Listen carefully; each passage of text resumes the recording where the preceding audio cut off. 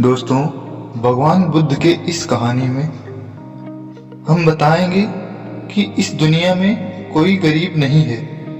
यह एक ऐसी कहानी है जो हमें यह बताती है कि इस दुनिया में कोई गरीब नहीं है, बल्कि इंसान की सोच ही उसे गरीब और अमीर बताती है। इसीलिए हमें अपनी सोच अच्छी रखनी चाहिए।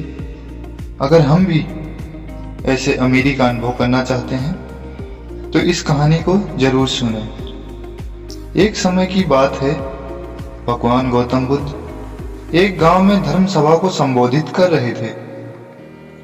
लोग अपनी विभिन्न परेशानियों को लेकर उनके पास जाते और उनका हल लेकर खुशी खुशी वहां से लौटते। उसी गांव के सड़क के किनारे एक गरीब व्यक्ति बैठा रहता तथा महात्मा बुद्ध के उपदेश शिविर में आने जाने वाले लोगों को बड़े ध्यान से देखता। उसे बड़ा आश्चर्य होता कि जब लोग अंदर तो बड़े दुखी चेहरे लेकर जाते हैं, लेकिन जब वापस आते हैं तो बड़े खुश और प्रसन्न दिखाई देते हैं। उस गरीब को लगा कि क्यों ना वो भी अपनी समस्या को भगवान के समक्ष रखे।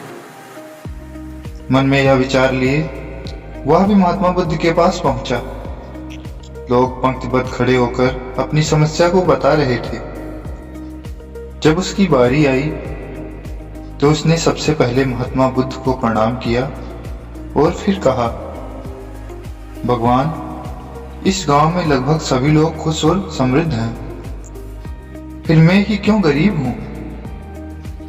इस पर उन्होंने मुस्कुराते हुए कहा, तुम गरीब और निर्धन इसलिए हो क्योंकि तुमने आज तक किसी को कुछ दिया ही नहीं। इस पर वह गरीब व्यक्ति बड़ा आश्चर्यचकित हुआ और बोला, भगवान, मेरे पास भला दूसरों को देने के लिए क्या होगा? मैं तो स्वयं का गुजारा बहुत मुश्किल से हो पाता है। लोगों से भीख मांग कर अपना पेट पालता हूं।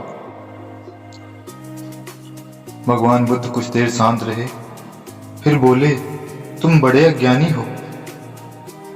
औरों के साथ बांटने के लिए ईश्वर ने तुम्हें बहुत कुछ दिया है, मुस्कुराहट भी दी है, जिससे तुम लोगों में आशा का संचार कर सकते हो। मुख दिया है ताकि लोगों से दो मीठे शब्द बोल सकते हैं, उनकी प्रशंसा कर सकते हो।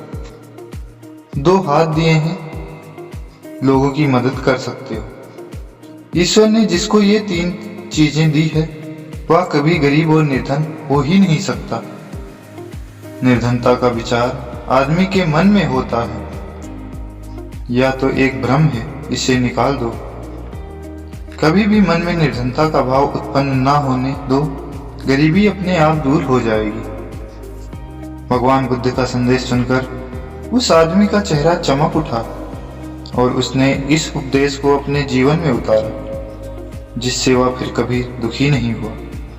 दोस्तों, यह कहानी आपको कैसी लगी जरूर बताना।